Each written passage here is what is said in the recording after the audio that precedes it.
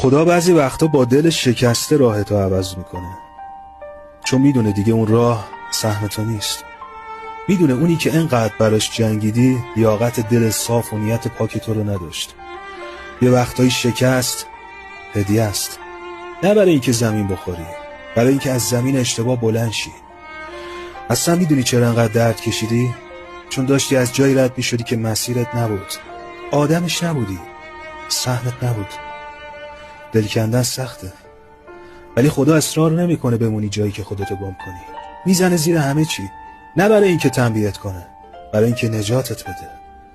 گاهی اشک پاک‌کن سرنوشته، گاهی نبود آدما شروع پیدا کردنه. پس اگه یه روزی دیدی دلت شکست، بدون قرار مسیرت عوض شه. قراره بری جایی که لبخند واقعی تو جا گذاشتی. قراره برسی به خودت، به خود واقعیت.